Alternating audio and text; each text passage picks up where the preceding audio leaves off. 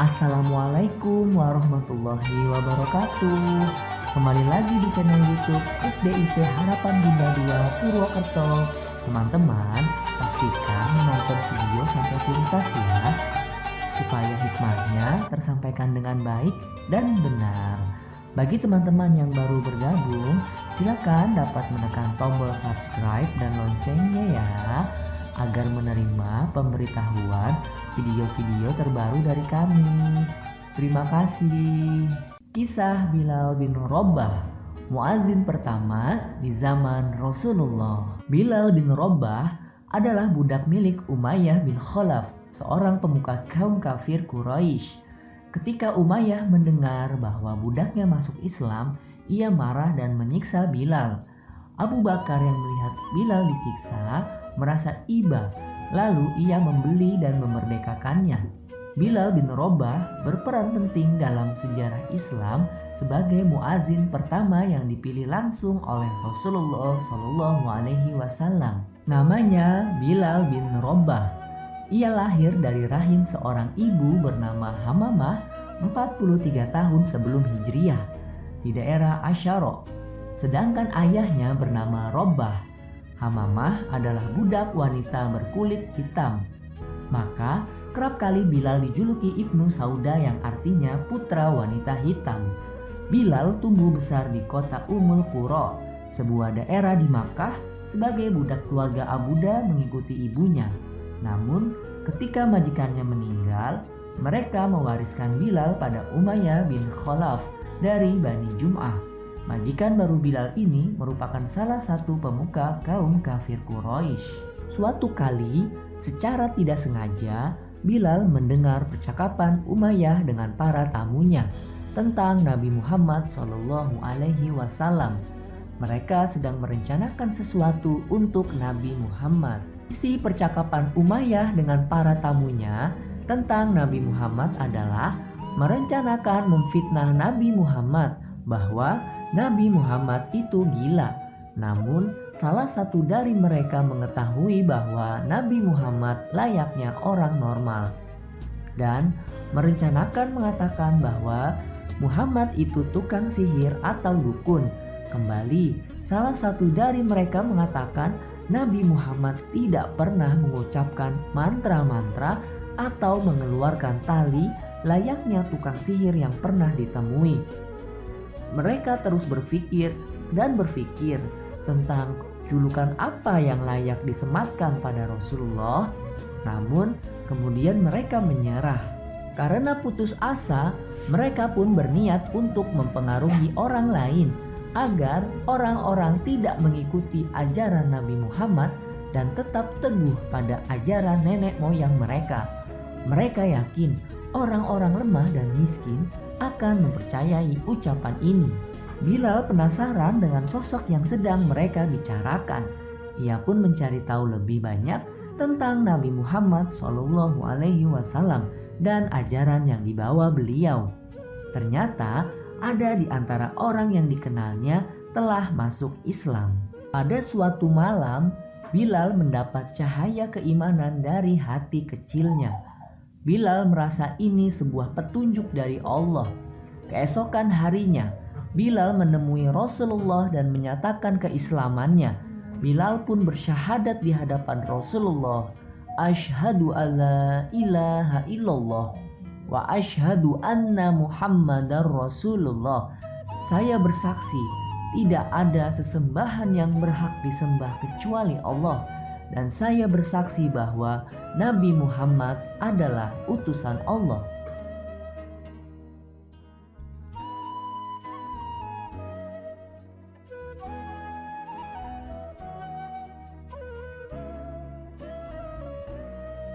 Berita tentang keislaman Bilal tersebar sampai ke telinga Umayyah. Ia tak menyangka bahwa budaknya itu telah masuk Islam. Umayyah sangat marah dan menyiksa Bilal sejak hari itu. Para algojo mengancam dan menyiksa Bilal. Bilal dibawa ke sebuah tempat yang permukaan tanahnya rata dan berpasir panas. Jika ada orang yang melemparkan daging di sana, pastilah matang sempurna. Para algojo itu meletakkan batu besar di atas dada Bilal hingga menghimpitnya. Namun, hal tersebut tidak menggoyahkan keimanan Bilal. Ia terus menyebut asma Allah semampunya. Ahad, Ahad, Ahad. Bilal terus disiksa sepanjang hari tanpa diberi makan dan minum. Bilal tampak menikmati siksaan yang dilakukan para algojo tersebut. Para algojo memujuk Bilal agar mengucapkan hal-hal yang baik tentang Tuhan nenek moyang mereka. Namun Bilal tetap kukuh pendiriannya, tidak mau meninggalkan Islam, sehingga membuat para algojo tersebut menjadi lelah. Hal ini dilakukan Bilal untuk mendapatkan keridhaan Allah Subhanahu wa Ta'ala.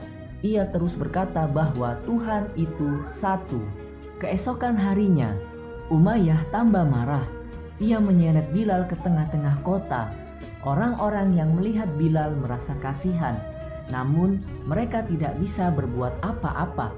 Allah Subhanahu wa Ta'ala telah membuat tubuh Bilal kuat dan tebal, sehingga Bilal tidak merasakan kesakitan. Abu Bakar menyesal karena baru mengetahui bahwa Bilal disiksa oleh majikannya. Abu Bakar kemudian mendekati Umayyah untuk menasihatinya. Abu Bakar menyampaikan nasihat kepada Umayyah tentang hari pembalasan. Namun Umayyah pun tetap membantah, hingga akhirnya Abu Bakar membeli Bilal dari Umayyah dengan harga mahal. Hal ini dilakukan Abu Bakar untuk menjunjung tinggi saudara seimannya. Tidak hanya Bilal, penyiksaan juga terjadi pada budak-budak dan sahabat muslim yang tidak memiliki perlindungan yang kuat. Abu Bakar pun melaporkan kepada Rasulullah perihal penyiksaan tersebut. Pada tahun ke-13 kenabian, Bilal hijrah ke Madinah bersama kaum muslimin. Sekarang ia tinggal di kediaman Abu Bakar. Pernah suatu ketika, Bilal merasakan kerinduan terhadap kampung halamannya di Makkah. Terkadang, Bilal melantunkan syair sebagai ungkapan kerinduan. Selain merindukan lembah dan pegunungannya, Bilal juga merindukan kenikmatan iman saat disiksa oleh majikannya. Peristiwa itulah yang membuatnya semakin mencintai Islam. Sekarang di Madinah, Bilal dapat hidup tenang bersama Rasulullah. Kemanapun Rasulullah pergi, Bilal selalu mengikuti. Bahkan saat pembangunan Masjid Nabawi selesai, Rasulullah menunjuk Bilal sebagai muadzin. Nabi Muhammad menjelaskan tentang keutamaan sholat berjamaah. Saat itu, umat muslim memerlukan penanda agar dapat mengetahui kapan waktu sholat berjamaah dimulai, sementara rumah mereka berjauhan, sehingga saat masuk waktu sholat bisa datang ke masjid bersama-sama dan tidak ada yang tertinggal sholatnya. Keesokan harinya, Nabi Muhammad dan beberapa sahabat bermusyawarah mencari solusi untuk menanda waktu sholat berjamaah. Seseorang bernama Abdullah ibnu Zaid menceritakan tentang mimpinya semalam, bahwa ia semalam bermimpi bertemu seorang manusia berpakaian serba hijau, membawa lonceng di tangannya. Kemudian pemilik lonceng melewati Abdullah ibnu Zaid sambil membunyikan loncengnya. Lalu Abdullah ibnu Zaid menghentikannya dan bertanya, apakah lonceng itu akan dijual? Pemilik lonceng itu menjawab, akan digunakan untuk apa? Abdullah ibnu Zaid berkata, untuk memanggil kaum muslimin menuju sholat.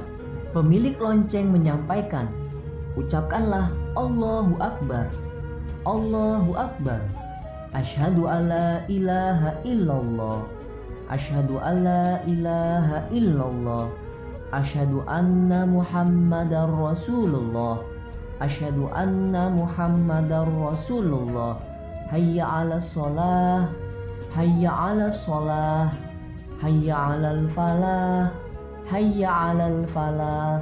Allahu akbar, Allahu akbar.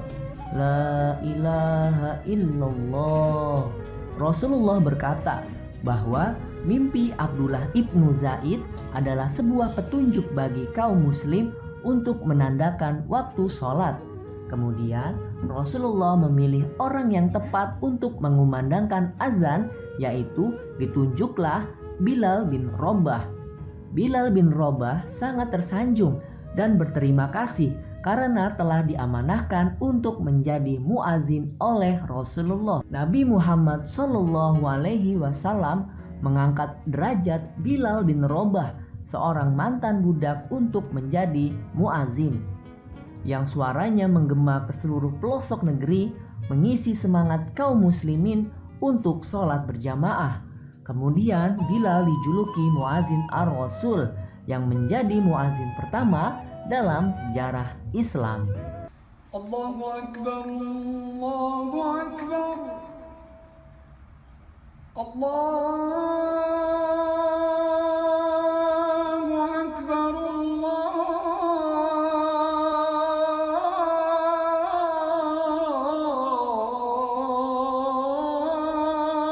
Akbar. Ashhadu an la ilaha illallah.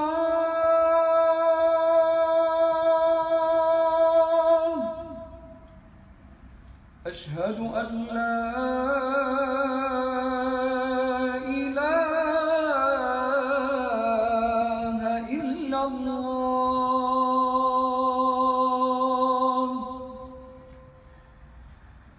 Ashhadu anna Muhammadar Rasulullah.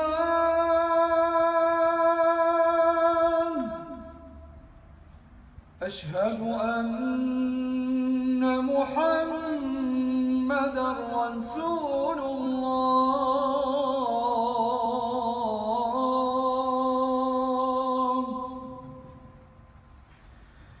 Hayya 'alas salah.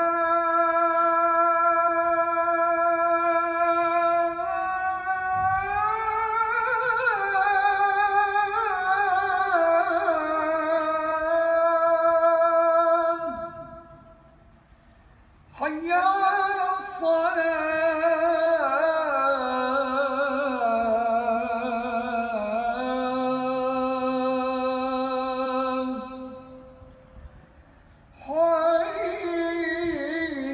'alal falah.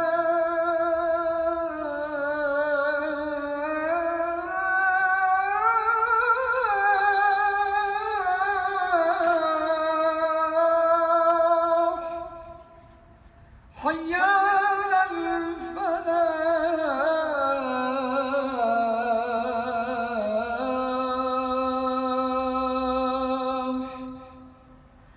Allahu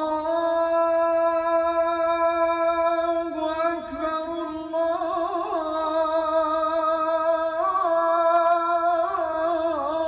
Allahu Akbar. La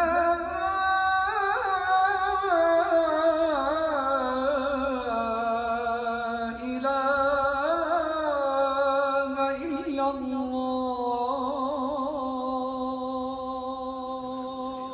Demikianlah sepenggal kisah tentang Bilal bin Rabah, muazin pertama di zaman Rasulullah.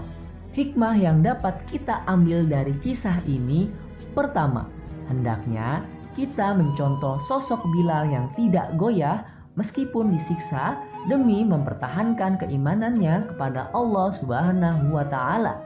Dan kedua, sebaiknya kita mengutamakan sholat berjamaah 5 waktu dalam satu hari. Jangan sungkan untuk mengajak keluarga atau teman sholat berjamaah, karena selain amar ma'ruf, kita juga mendapat pahala yang berlimpah dari sholat berjamaah. Wallahu a'lam bishawab.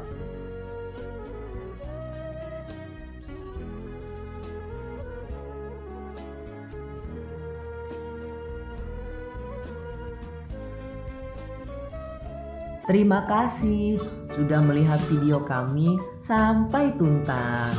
Bagi teman-teman yang suka dan merasa video ini bermanfaat, silakan klik like ataupun share dan memberikan komentar dengan cara yang sopan. Akhir kata, wassalamualaikum warahmatullahi wabarakatuh.